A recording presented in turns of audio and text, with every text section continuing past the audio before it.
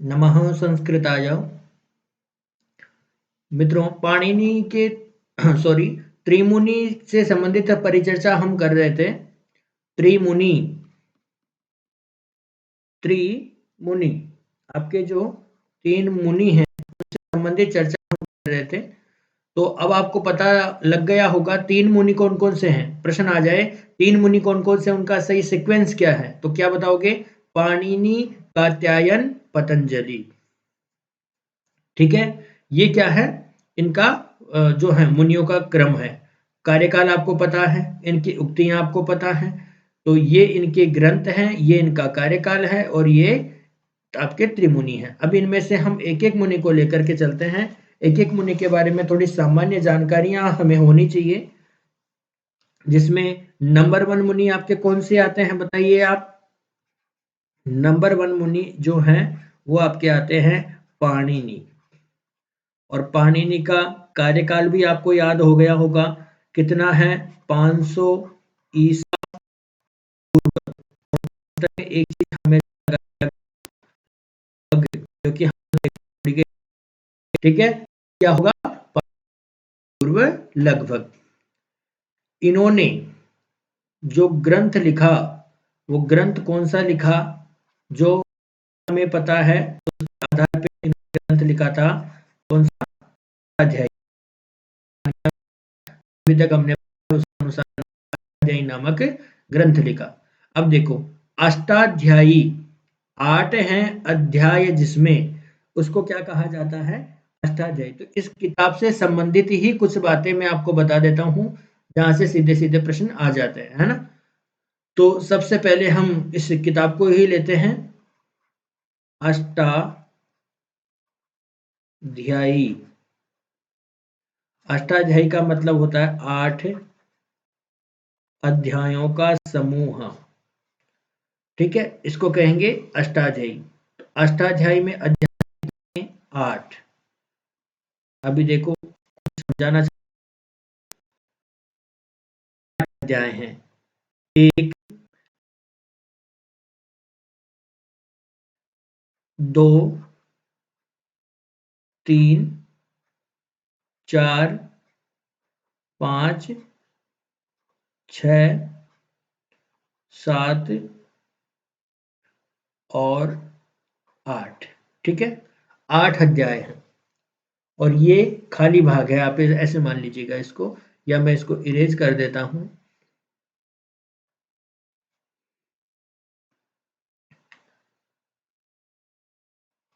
आठ अध्याय हैं। अब अष्टाध्यायी के 8 अध्यायों में से जो पहला अध्याय है, जो सभी अध्याय हैं उन सभी अध्यायों में 4-4 पाद हैं। पहला जो अध्याय है इसके भी 4 भाग हैं, इसके भी 4 भाग हैं। ऐसे प्रत्येक अध्याय के कितने भाग हैं? 4 भाग हैं। क्या कह सकते हैं? अष्टाध्यायी के 8 अध्याय हैं और प्रत्येक अध्याय के 4-4 भाग हैं। 4 चरण अलग हैं, अंदर से 4 चरण। अब इस अध्याय तो है 8 और पादों को पाद कह दो या चरण कह दो, बात एक ही है। संस्कृत में चरण और पाद। ठीक है, तो चरण और पाद कितने हो सकते हैं? तो एक अध्याय में जब 4 हैं तो 2 में कितने होंगे? 16। सॉरी, 2 में कितने होंगे? 8। 3 में कितने? 12। 4 में कितने? 16। ठीक है, तो इसी प्रकार से 4-4 को हम लेकर के चलेंगे तो हम क्या कह सकते हैं? टोटल कितने पाद होंगे? 32 पाद। 32 पाद या 32 चरण। अब प्रश्न ये पूछ ले, अष्टाध्यायी में कुल चरण कितने हैं? तो आंसर क्या क्या होगा? 32। अष्टाध्यायी में कुल पाद कितने हैं? क्या बताओगे? 32। अष्टाध्यायी में अध्याय कितने हैं? आप बताओगे 8। ठीक है, ये बात आपकी हो गई पहली। अब देखो, इसके बाद में ये जो किताब जहां से शुरू होती है, पहले अध्याय का पहला चरण और उसका भी जो पहला सूत्र है, ये पहला आपका सूत्र कौन सा है? तो आपका आंसर होना चाहिए वृद्धि रा दैच। कौन सा सूत्र है? वृद्धि अष्टाध्यायी के पहले अध्याय के पहले चरण का पहला सूत्र, मतलब अष्टाध्यायी शुरू कहां से होती है? वृद्धि रादैच, यानी वृद्धि शब्द से शुरू होती है। ये बात आपको याद होनी चाहिए। और अष्टाध्यायी के 8वें अध्याय का 32वें पाद का लास्ट वाला जो सूत्र है, वो सूत्र कौन सा है? वो सूत्र आपका है ए और ए। ठीक है, तो इस आधार पे हम क्या कह सकते हैं? इस आधार पे हम ये कह सकते हैं कि अष्टाध्यायी में जो 1 नंबर का सूत्र है वो तो है वृद्धि रादैच, और जो अंतिम सूत्र है, जो अंतिम सूत्र है वो आपका कौन सा है? ए और ए। अब ये अंतिम सूत्र जो है, मान लो 4000 सूत्र हैं तब तो ये 4000वें नंबर का सूत्र है। कुछ किताबें ऐसे कहती हैं 3000 सूत्र हैं तो 98 नंबर का है। कुछ किताबें कहती हैं 3965 है, कुछ कहती हैं। मैंने लगभग लगा करके सारे जो हैं वो सारे काम एक ही जगह दर्शा दिए। तो अलग अलग किताबें कहती हैं, और ऐसा कोई प्रश्न आएगा नहीं, और आएगा तो लगभग वाला ही आएगा, इसलिए आपको लगभग 4000 मैंने बता रखे हैं। तो पहला सूत्र कौन सा है? वृद्धि रादैच। अंतिम सूत्र कौन सा है? अ। अष्टाध्याय में पाद कितने हैं? 32। चरण कितने हैं? 32। अध्याय कितने हैं? 8।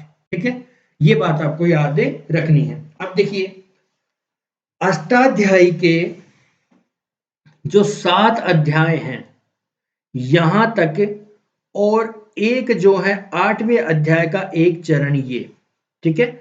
यहां पहले वाले चरण से लेकर के और 8वें अध्याय के इस चरण तक हम क्या कह सकते हैं कि 7 अध्याय तो पूरे, और 8वें अध्याय का एक चरण अर्थात 25 पैसे, 1 रुपए में 25 पैसे, ये कह सकते हैं।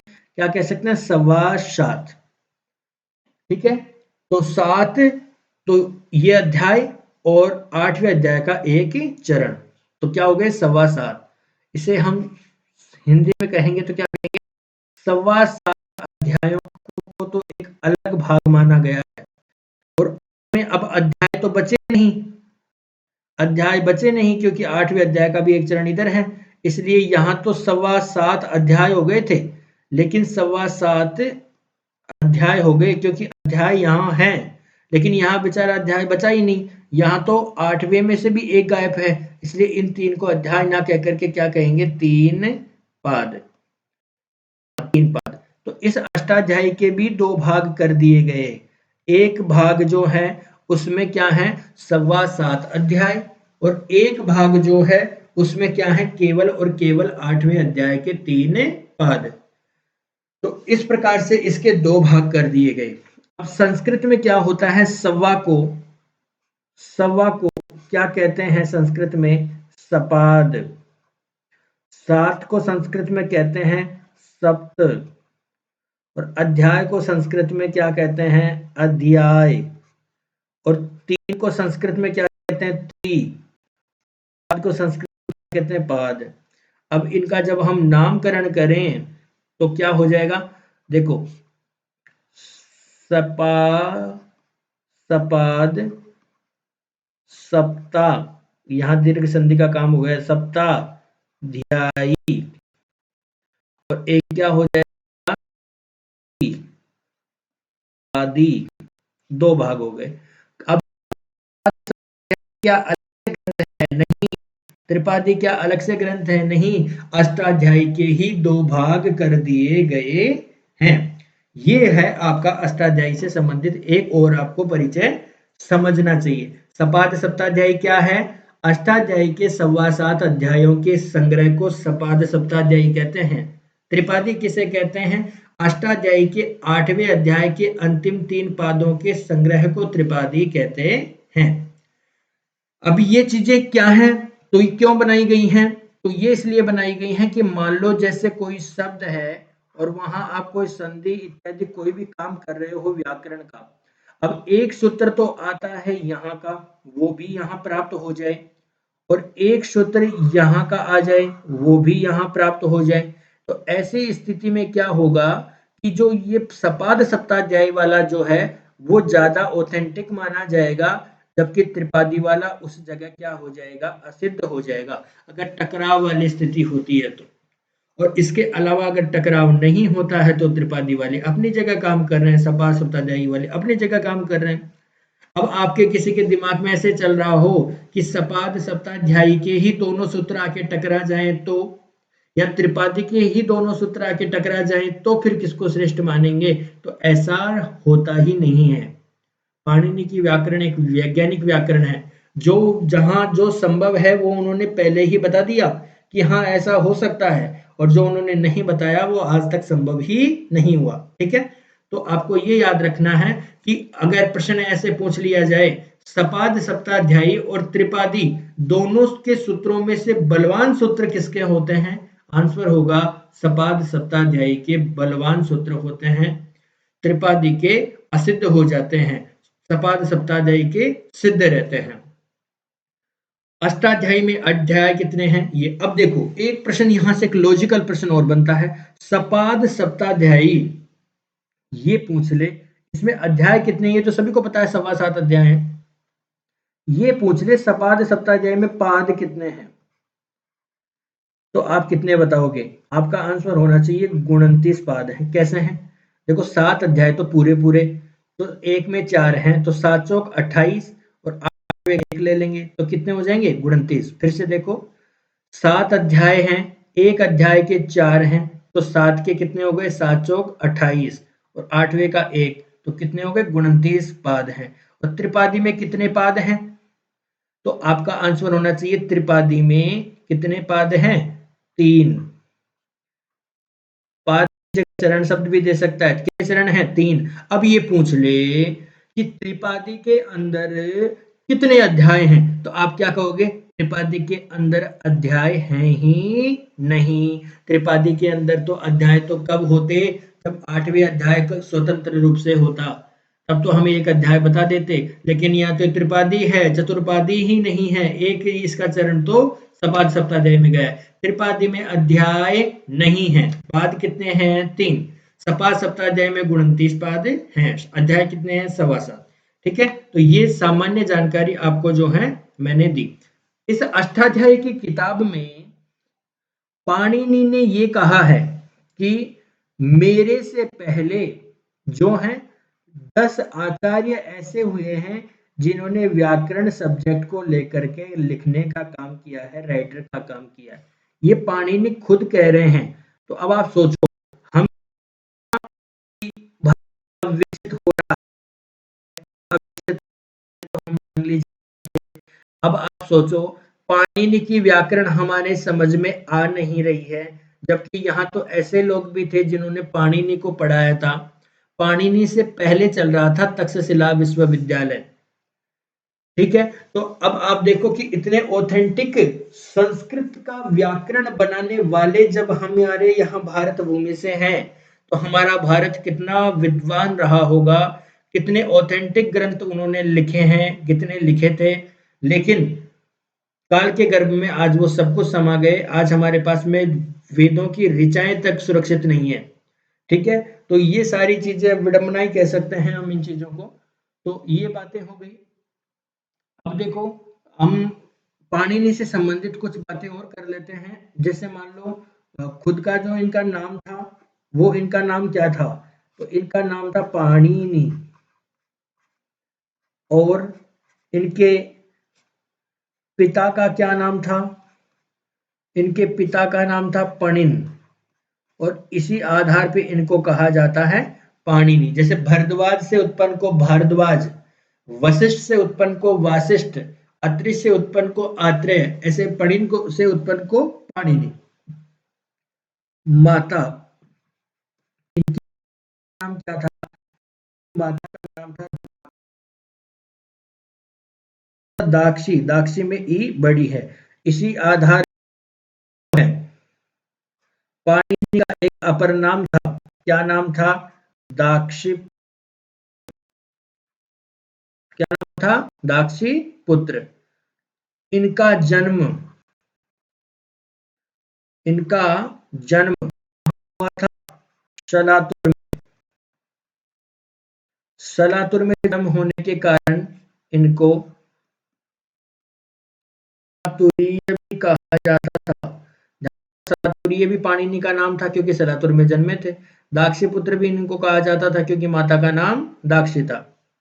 ठीक है, तो ये आपको छोटी छोटी जो चीजें हैं ये आपको याद होनी चाहिए। इनके गुरु का नाम क्या था?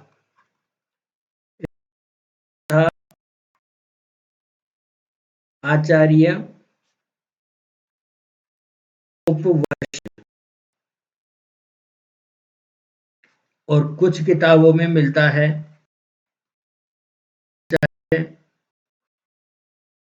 दोनों ठीक है क्योंकि वर्ष तो है ही, बाकी उप भी जो है किताबों में, कुछ किताबों में मिलता है। इनका अध्ययन कहाँ हुआ था? तक्षशिला में या नालंदा में? नालंदा तो आपके बिहार में है। अध्ययन, तो इनका अध्ययन हुआ था रावलपिंडी, पाकिस्तान, तक्षशिला विश्वविद्यालय था। तक्षशिला विश्व इसके अंदर हुआ था। इस विषय का जो है यहाँ पे अध्यापन होता था। अप्रोक्स 84 विषयों का अध्यापन यहाँ पे करवाया जाता था। ठीक है, ये आपकी सामान्य जानकारी हो गई किससे संबंधित? पाणिनि से संबंधित। ये आपको याद रखनी है, नोट आउट करना है, इन चीजों को समझना है। इसके अलावा पाणिनि से संबंधित कोई भी चीज जो है वो आपको नहीं पूछी जाएगी। हाँ, एक चीज और मैं बता देता हूँ, अष्टाध्यायी का अपर नाम क्या है? अष्टाध्यायी का अपर नाम क्या है? तो आप कहोगे अष्टाध्यायी का अपर नाम है शब्दानुशासन, शब्दों का अनुशासन। शब्दानुशासन, शब्दों के अनुशासन कहते हैं, और शब्दों का अनुशासन ही अष्टाध्यायी में बताया गया है। इसलिए इसका भी अपर नाम क्या बताया गया है? शब्दानुशासन। अब देखिए सेकंड नंबर पे कौन आते हैं? सेकंड नंबर पे आते हैं कात्यायन। इनका अपर नाम है कार्यकाल इनका है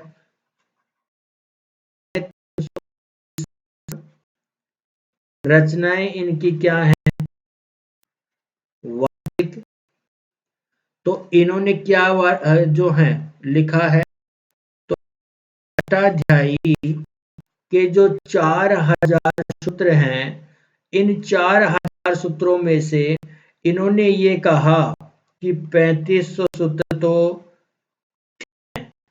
लेकिन 1500 सूत्रों की नजर आती है। और 1500 सूत्रों में कमियों को बताने के लिए इन्होंने जो है कम से कम 4000 से 5000 क्या लिख दी? वार्तिकें लिख दी। वार्तिक यानी अपने सिद्धांत की बात इन्होंने कही। वर्तमान में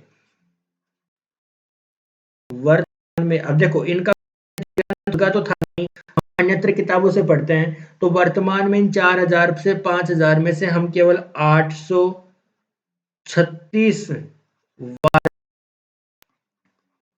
लगभग प्रयोग में लेते हैं। और वो भी कहाँ लेते हैं? सिद्धांत कौमुदी, एक व्याकरण का ग्रंथ है। सिद्धांत कौमुदी में जो है हम ये 836 वार्तिकों को प्रयोग में लेते हैं। इनकी चर्चा हम करते हैं। बाकी सब लुप्त हो गई हैं। क्या कहा था क्या नहीं कहा था हमें कुछ भी पता नहीं है। ठीक है, तो ये बातें हो गई। कात्यायन जो थे वो ये कहा जाता है कि ये दक्षिणायन के रहने वाले थे, दक्षिण के रहने वाले थे, दक्षिण भारत के रहने वाले थे, दक्षिण भारत निवासी थे, दक्षिण भारतीय थे ये बातें हो गई। अब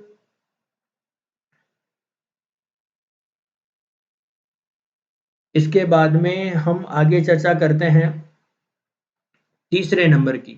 तीसरे नंबर पे क्या होता है? इन्होंने वार्तिकें लिख दी थी। फिर दोनों के जाने के बाद में ऋषि आते हैं जिनका नाम है पतंजलि। पतंजलि ने का कार्यकाल क्या माना जाता है? 150 कम कर दो, 200 ईसा पूर्व, लगभग 200 ईसा पूर्व। अब 200 ईसा पूर्व इनका कार्यकाल, इन्होंने लिखा क्या? महाभाष्य। लिखा तो इन्होंने क्या किया कि जो अष्टाध्यायी है, इस अष्टाध्यायी और वार्तिक, अष्टाध्यायी और वार्तिक, कात्यायन के वार्तिक और अष्टाध्यायी दोनों का क्या किया? अध्ययन किया। अध्ययन पुनः पाणिनि के सूत्रों को श्रेष्ठ माना। कैसे माना? अब ये कोई ऐसे तो है नहीं कि ये कोई सभा लगा के रखते थे या कोई प्रवचन बोलते थे। तो इन्होंने क्या किया? इन्होंने एक किताब, एक ग्रंथ रचा जिसका नाम क्या था? महाभाष्य। अब महाभाष्य में इन्होंने अपनी तरफ से कुछ नहीं कहा। इन्होंने क्या किया कि अष्टाध्यायी में ये है, ये बात बता दी। फिर उन्होंने कहा इसके बारे में में ये कहा गया है, और फिर दोनों की ही चर्चा करके, दोनों की चर्चा के बाद में ये कहा कि पाणिनि के सूत्रों में जो कहा गया है वो ही सत्य सिद्ध होता है। इस प्रकार से बात कहते हुए इन्होंने क्या कर दिया? इन्होंने ये सिद्ध कर दिया समाज के सामने कि जो पाणिनि के सूत्र हैं वो श्रेष्ठ हैं, कात्यायन की वार्तिकों की कोई आवश्यकता नहीं थी। तो इसी आधार पे वर्तमान में हम जो हैं वो पाणिनि के जो व्याकरण है इसी को हम नव्य व्याकरण के रूप में स्वीकार करते हैं, वैज्ञानिक रूप में इसको हम स्वीकार करते हैं और इसी व्याकरण को आज तक हम पढ़ते आ रहे हैं। ये महाभाष्य है। जैसे वो अध्यायों में विभक्त थी, अष्टाध्यायी, वार्तिक आपके जो थे वो 4000 से 5000 थे। तो ये महाभाष्य भी किसमें विभक्त है? तो ये महाभाष्य भी जो है ऐसे करके 84 या 85 आहनिकों में विभक्त है। आहनिक, आहनिक में विभक्त है। इसका मतलब जैसे अध्याय होते हैं, जैसे खंड होते हैं, जैसे प्रकरण होते हैं, जैसे लेसन होते हैं, ऐसे ही आहनिक उच्छावास होते हैं, ऐसे ही आनिक होते हैं। आनिक मतलब ये कह सकते हैं महाभाष्य को 84 या 85 भागों में बांटा गया है और एक प्रत्येक भाग का नाम आहनिक रखा गया है। तो इस आधार पे हम कह सकते हैं कि कुछ का तो कहना है कि इन्होंने 84 लिखे थे, कुछ का कहना है कि नहीं 85 लिखे थे, लेकिन अजाम भक्षः यानी बकरी आ गई। अब पहले थे लाइब्रेरी में जाके तो लिखते नहीं थे, कंप्यूटर का कोई जमाना था नहीं, क्या करते थे? लिखते थे तो आगे आगे लिख रहे हैं, पीछे रख दिए, पीछे से बकरी आके खा। नियम तो इनके वैसे। तो ऐसा है, 85 दोनों आंसर आपके ठीक होंगे। आहनिक का मतलब क्या होता है? आहनिक का मतलब होता है एक दिन में निवृत्त कार्य, एक दिन में निवृत्त कार्य आहनिक कहा जाता है। जैसे मान लो आज एक दिन में आपने कारक पढ़ लिया तो उस कारक के प्रकरण को हम एक आहनिक कहेंगे। तो इस आधार पे हम क्या कह सकते हैं? इस आधार पे हम ये कह सकते हैं कि आपका जो महाभाष्य है ये तो या तो 84 दिन में या 85 दिन में लिखा गया ग्रंथ है। तो अब आप देख लो, आपके पास तो रीट की तैयारी करने के लिए, आपके पास तो कोई भी आपका एग्जाम है उसकी तैयारी करने के लिए 6-6 महीने होते हैं, पूरा साल होता है। यहाँ तो 85 दिन में इन्होंने, अब आप सोचो 85 दिनों में इन्होंने 4000 सूत्र तो ये पढ़े, फिर आप इन्होंने 4000 से 5000 वार्तिकें पढ़ी और दोनों को कंपेयर किया और फिर इन्होंने सोचा, फिर इन्होंने लिखा और वो भी 84 आम में इतना बड़ा ग्रंथ जिसका नाम है महान भाष्य। महाभाष्य की इन्होंने क्या कर दी, रचना कर दी। तो ऐसे जो है फिर ये क्या किया गया है, महाभाष्य इत्यादि लिखा गया। अब फिर बाद में ये महाभाष्य भी इतना बड़ा है कि इस महाभाष्य को समझने के लिए भी ये जो महाभाष्य लिखा है, महाभाष्य किसने लिखा है, तो ये सही है, महाभाष्य किसने लिखा, पतंजलि ने। अब इस महाभाष्य को समझने के लिए भी टीका लिखी गई। टीका किसने लिखी, तो इस पे जो टीका है वो केयट ने, नागेश ने, भर्तृ ने इत्यादि टीकाएं लिखी हैं। तो प्रश्न ये आ जाए, महाभाष्य पे टीका किसने लिखी, महाभाष्य पे टीका केयट ने लिखी, भट्ट ने लिखी, नागेश भट्ट ने लिखी और किसने लिखी, भर्तृ ने लिखी।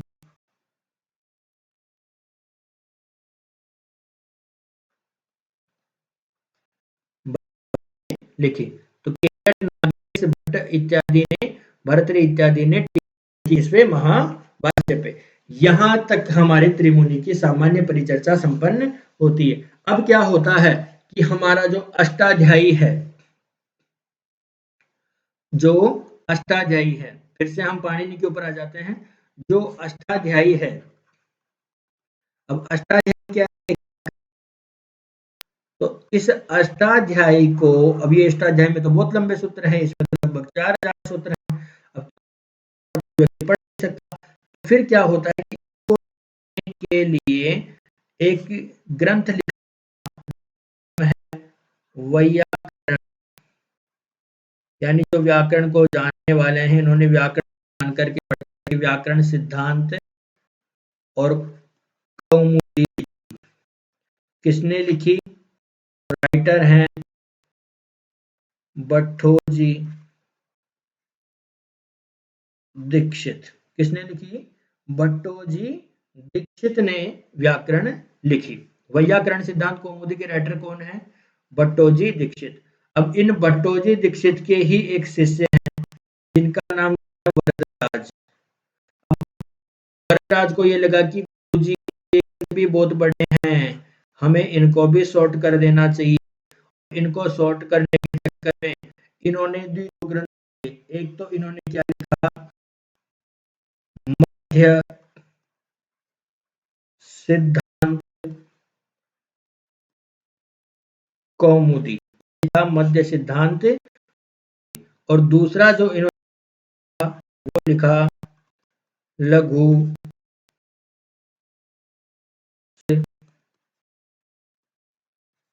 कौमुदी। ये दोनों ही ग्रंथ किसके लिखे हुए हैं, वरदराज के लिखे हुए हैं। तो ऐसे ये तीन ग्रंथ जो हैं वो हमारे व्याकरण में प्रसिद्ध हैं, बार बार अलग अलग है।